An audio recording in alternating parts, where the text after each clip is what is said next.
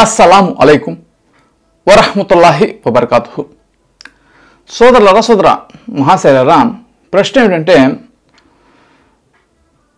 ఒక వ్యక్తి ఒక దగ్గర పనికి పోయాడు, వేరే ఊరికి పనికి పోయాడు. అక్కడ చాలామంది పని వాళ్ళు పరిచయం అయ్యాడు.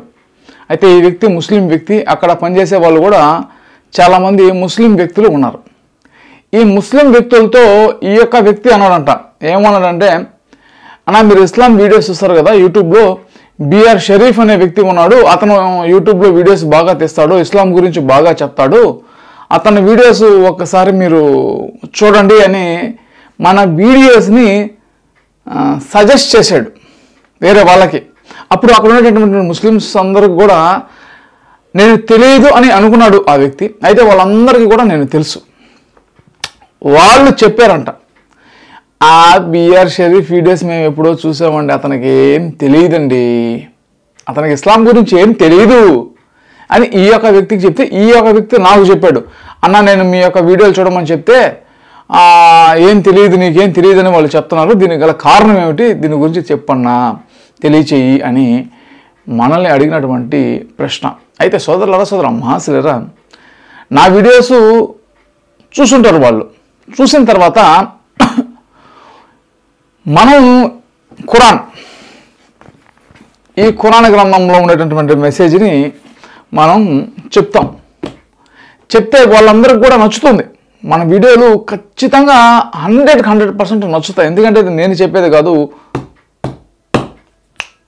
ఖురాన్ గ్రంథంలో ఉండేటటువంటి సందేశం నేను ఉన్నట్టుగా నేను ప్రజలకు తెలియజేస్తున్నాను కాబట్టి నచ్చుతూ ఉంది. అయితే ఎక్కడ నాకు ఇస్లాం తెలియదు అని వాళ్ళు చెప్పుకుంటారంటే, వాళ్ళు ఎప్పుడైతే మసీదులకు వెళ్ళి ముఫ్తీలను, ఆ మదర్సాల్లో చదువుకున్నటువంటి ఆలిములను ఎవరినో అడిగి ఉంటారు. అడగడమే కాక కొన్ని రకాల ప్రశ్నలు అనేది కూడా వారికి వేసుంటారు. ఎందుకంటే మనం ఖురాన్లో కొన్ని చెప్తాం. ఇప్పుడు పురుషులు బంగారం ధరించకూడదు అని కొందరు చెప్పారనుకోండి, కొన్ని రకాల హదీసులు ఉంటాయి. మనం చెప్తాం ఖురాన్లో స్వర్గంలో దేవుడు మీకు ఏమేమి ఇచ్చాడో భూమి మీద కూడా మీకు అవే ఇచ్చాడు అనేది ఖురాన్ వాక్యాన్ని మనం చూపిస్తాం. అప్పుడు మనం చూపించగానే వాళ్ళకు ఒక వ్యతిరేకం అనేది, అంటే ఆ డౌట్ అనమాట.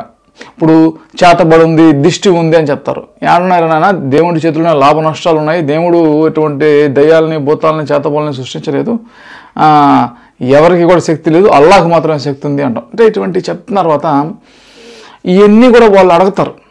ఎవరు ఈ మసీదుల్లోకి వెళ్ళి మన వీడియోస్ చూసిన వాళ్ళు అడుగుతారు. అడగగానే వాళ్ళకి ఈ మదర్సాల్లో చదువుకున్నటువంటి వాళ్ళకి ఖురాన్ నాలెడ్జ్ అనేది ఎంత మాత్రం కూడా ఉండదు. వాళ్ళకి ఏంటంటే హదీసులకు సంబంధించినటువంటి నాలెడ్జ్ అనేది ఉంటుంది.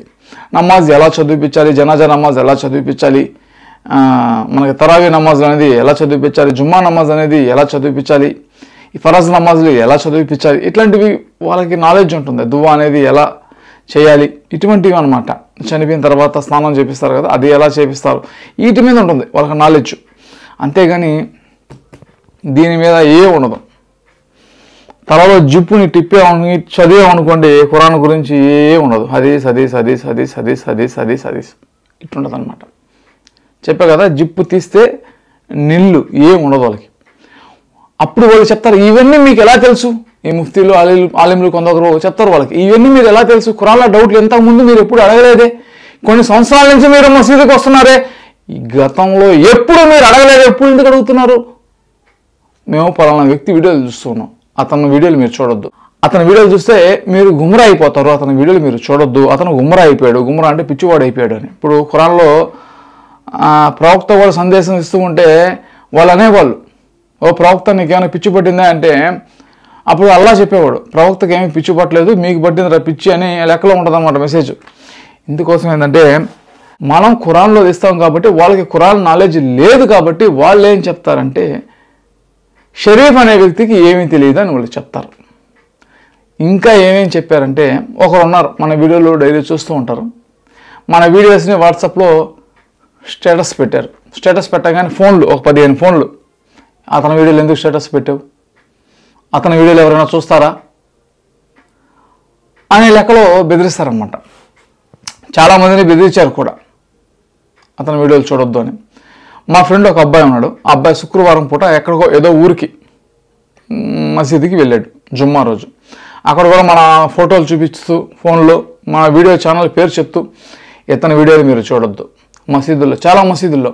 ఎందుకంటే మనం చెప్పేది ఖురాన్ సందేశం, బాగా వినండి. ఖురాన్ సందేశం, ఖురాన్లో మతం ఉండదు, టోపీ ఉండదు, గడ్డ ఉండదు, ఒకే భాష మాట్లాడాలి, ఈ విధంగా ఉండాలి అనేది ఏముండదు. ఖురాన్లో అలా చెప్పేదంటే మీలో నుంచే మేము ప్రవక్తలు లేపామంటే మీ ప్రాంతానికి తగ్గట్టు మీరు ఉండొచ్చు. వీళ్ళు ఏంటంటే మన ప్రాంతానికి తగ్గట్టు కాకుండా ఒకే రకంగా ఉండాలి అని చెప్తారు వీళ్ళు. ఒక టోపీ ఉండాలి, గడ్డ ఉండాలి, లాల్చీ పైజామా వేసుకోవాలి, ఇది వేసుకుంటేనే సున్నత్ అని. కానీ ఖురాన్లో నువ్వు ఇప్పుడు కొందరు అంటారు నువ్వు తెలుగులో మాట్లాడితే నువ్వు ముస్లిం కాదు, సాయిబులోడు కాదు, తెలుగులో మాట్లాడితే నువ్వు కాఫీర్లు అట్టు మాట్లాడతారు. అంటే కొందరు, అందరూ కాదు. కానీ ఆ ఖురాన్ అలా చెప్పేది అన్ని భాషలు కూడా అల్లా సృష్టించినటువంటివే, అన్ని భాషలు కూడా అల్లా యొక్క అద్భుతాలు అని ఖురాన్లో అల్లా చెప్తాడు. అంటే ఎందుకు చెప్తాడు అన్ని భాషలు? ప్రతి భాషకు కూడా ఇంపార్టెన్స్ అనేది ఇస్తాడు. మీ ప్రాంతంలో నుంచే మేము ప్రవక్తలు లేపామంటే ప్రతి ప్రాంతానికి కూడా దేవుడు గుర్తింపు అనేది ఇస్తాడు. ఇట్లా ఏంటంటే ఖురాన్లో ఇవన్నీ ఏం లేవు, ఒక మతానికి సంబంధించినటువంటిది ఏం లేదు. ఖురాన్లో అలా చెప్పేది ఏంటంటే నేను మిమ్మల్ని భూమి మీద సృష్టించాను, మీతో పాటు వృక్షాలను సృష్టించాను, మీతో పాటు జంతువులను కూడా సృష్టించాను. ఇవన్నీ కూడా వృక్షాలు కూడా ప్రాణాలే, జంతువులు కూడా ప్రాణమే, మనుషులు కూడా ప్రాణమే. మనిషికి అనేది ఎంత ఇంపార్టెన్స్ అనేది అంటే ఎంత ప్రాముఖ్యం అనేది ఉందో అలాగే జంతువులకి వృక్షాలకు కూడా అంత ప్రాముఖ్యత అనేది ఉండాలి. ఇప్పుడు నువ్వు ఇంకొక మనిషిని ఇబ్బంది పెట్టకూడదు, నీవు ఇంకొక జంతువుని ఇబ్బంది పెట్టకూడదు, నీవు ఇంకొక వృక్షాన్ని ఇబ్బంది పెట్టకూడదు. ఎందుకంటే సొసైటీ మంచిగా ఉండాలి. ఎందుకంటే దేవుడు మానవులని, వృక్షాలను, జంతువులని, జలచరాలని, క్రిమి కీటకాలను వీటన్నిటికీ సృష్టించాడు. కాబట్టి వేటి ద్వారా వేటికి కూడా ఇబ్బంది ఉండకూడదు. ప్రకృతిని కాపాడండి, సమాజాన్ని కాపాడండి, మిమ్మల్ని మీరు కాపాడుకోండి. మనుషులందరూ కూడా బంధువులు, అందుకోసం ప్రతి ఒక్కరిని కూడా మానవత్వంతో చూడండి. మనకు సూర్యనిస్సా 4:1 ప్రధానంగా చెప్తాడు మానవులందరూ కూడా పరస్పరం బంధువులు, ఒకే రకంగా చూడండి. సూర్యబకర 2:62 వాక్యంలో యూదులైనా, క్రైస్తవులైనా, ముస్లింలైనా మంచి పనులు చేసిన ప్రతి ఒక్కరు స్వర్గానికి పోతారు. ఇక్కడ దేవుడు చెప్తారు అందరూ ఒకటే, మంచి పనులు చేయండి. ఇది కాన్సెప్ట్, ఇది చెప్పేది. అంటే ఇక్కడ ఒక వేషధారణ లేదు, ఒక భాష లేదు, ఒక ప్రాంతం లేదు, ఒక మతం లేదు, కులం లేదు, అరబ్బీలోనే పేర్లు పెట్టుకోవాలి అనేటటువంటి సంస్కృతి లేదు, ఇట్లా ఏం లేవన్నమాట. కానీ ఈ హదీసుల ద్వారా వచ్చినటువంటి ఏమిటి, ఒక మతం ఏర్పడింది, హదీసుల ద్వారా ఒక వేషధారణ ఏర్పడింది. అడిగితే ప్రవక్త సున్నత్ అని చెప్తారు, సరే వాళ్ళ ఇష్టం, దానికి మనమేమీ లేదు. ఒకే రకమైన ఆచారం అని చెప్తారు, తెలుసు కదా ఆచారాలు. పసిపిల్లవాడు పురుషుడు పుట్టంగానే కొన్ని రకాలు చేస్తారు. ఇట్లా అనమాట కొన్ని రకాల మత ఆచారాలను వీళ్ళు పెట్టారు.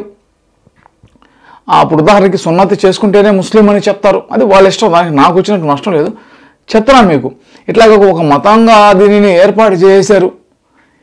ఇవన్నీ ఖురాన్లో ఉండవు. ఖురాన్లో ఉండేది ఏంటంటే దేవుడు ఒకే ఒకడు ఉన్నాడు, ఆయనే భూమిని సృష్టించాడు, ఆకాశాన్ని సృష్టించాడు, లా ఇలాహ ఇల్లల్లాహ్, ఆయనే భూమి ఆకాశాలను సృష్టించాడు, దేవుడు ఒకే ఒకడు ఉన్నాడు, ఆయన స్వర్గ నరకాన్ని సృష్టించాడు, ఎవడైతే తప్పు చేస్తాడో ఓడు నరకానికి పోతాడు, ఎవడైతే మంచి చేస్తాడో ఓడు స్వర్గానికి పోతాడు అని అది కాన్సెప్ట్.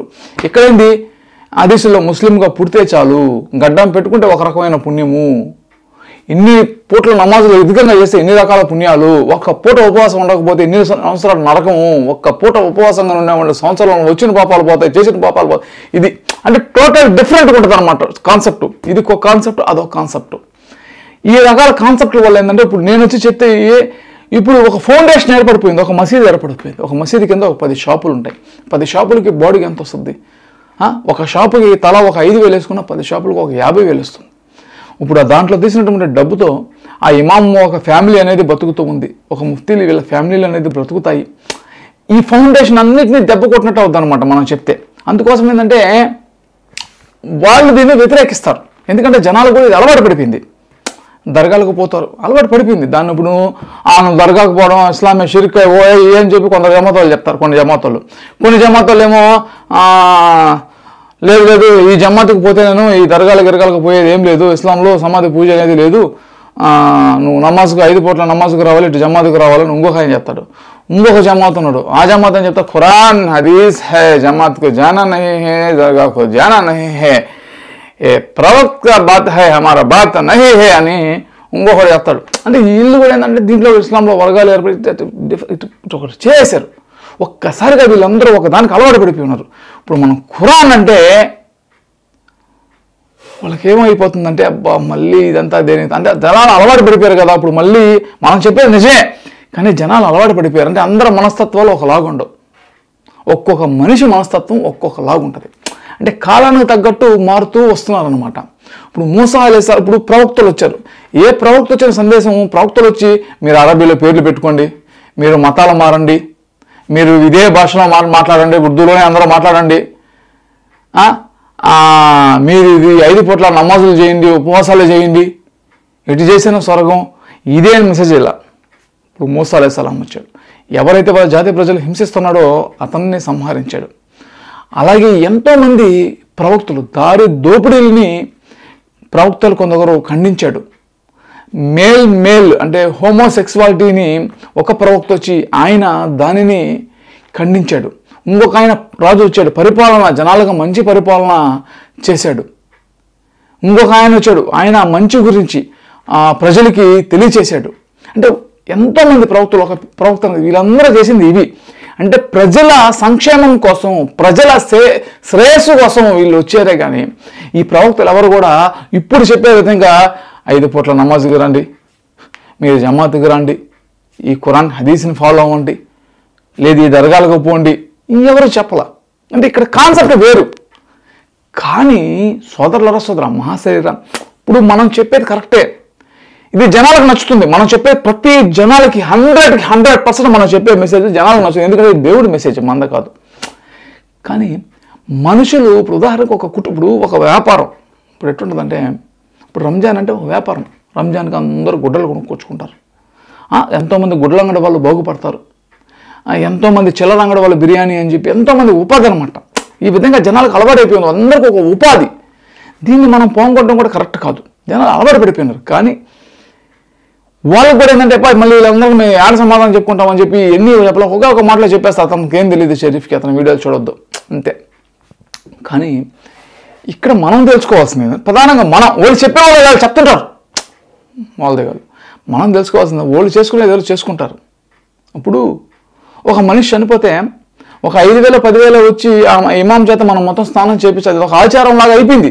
మనం అలా చేయించలేదు అనుకోండి, ముస్లిం సమాజం మనల్ని ఎలా చూస్తుందంటే, ఈడు అసలు ముస్లిం కదా, నువ్వు మళ్ళీ కల్మా చదువు అని చెప్తారు. సబ్జెక్ట్ చెప్తాను నేను. ఈ విధంగా ఒకటి అలవాటు పడిపోయారు అనమాట. అందుకోసం ఈ సమాజంలో మనం ఉండాలి కాబట్టి మనం ఎలా బ్రతకాలంటే, మనం వాళ్ళకి వ్యతిరేకంగా కాకూడదు. మనకు తెలుసు ఏమని, ఇది కరెక్ట్ కాదు, ఇది కరెక్ట్ కాదు, మనకు తెలుసు, మన పాటే మనం పోతూ ఉండాలి. అలాగే మనం వ్యతిరేకించాల్సిన అవసరం లేదు. ఎందుకు వ్యతిరేకించాలి? వాళ్ళు ఎట్టా నమ్మున్నారు, ఖురాన్ అల్లా చెప్పేది ఒకరికి ఇబ్బంది కానిది ఏది కూడా తప్పు కాదు.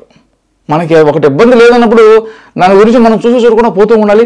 ఇటువంటి వాళ్ళు కూడా ఎంతోమంది వస్తుంటారు, షరీఫ్కి ఏం తెలియదు, వాళ్ళకి ఏం తెలియదు, అదేం తెలియదు అని. ఓకే, నాకేం తెలియకపోవచ్చు కానీ నేను చెప్పేది ఖురాన్లో ఉంది కదా, అది మాత్రం మీరు వినండి. ఇది ఏదైనప్పటికీ సోదర మహాశరీరా, ఫైనల్గా చెప్పేది ఏంటంటే, ఇప్పుడు ఒక ముస్లింగా మనం పుట్టాం కాబట్టి ఇప్పుడు సమాజంలో మనం ఎలా ఉండాలి, సమాజంతో అప్పుడప్పుడు మనం కలవకపోతే మనల్ని సమాజం నుంచి దూరం చేసేస్తారు. ఇది గుర్తుపెట్టుకోండి.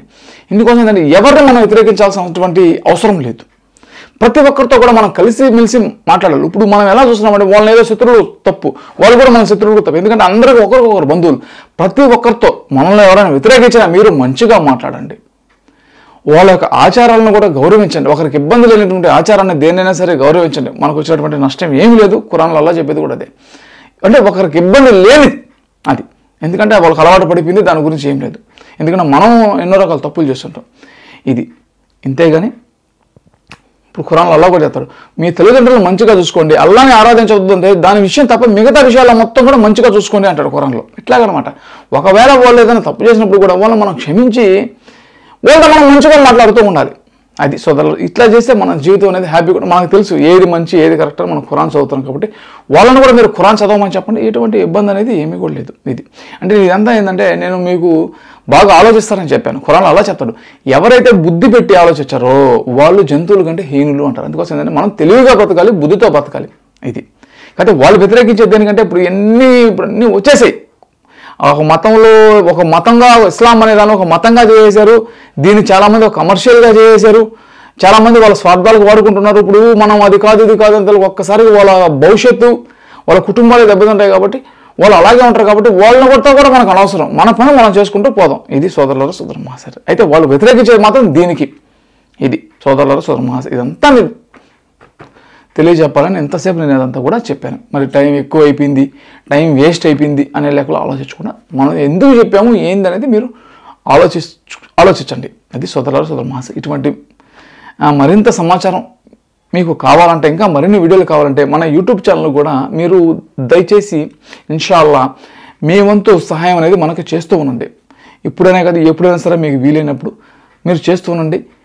ఇక్కడ ఫోన్పే నెంబర్ ఇస్తున్నాను, గూగుల్ పే నెంబర్ ఇస్తున్నాను, బ్యాంక్ అకౌంట్ నెంబర్ ఇస్తున్నాను. దీనికి మీ వంతు సహాయం అనేది ఇన్షాల్లా మీరు చేస్తారని, ఇటువంటి మరిన్ని వీడియోల కోసం నేను చేసేటటువంటి ఒక మంచి పనిలో మీరు కూడా భాగం పంచుకుంటారని నేను ఆశిస్తూ సెలవు తీసుకుంటున్నాను.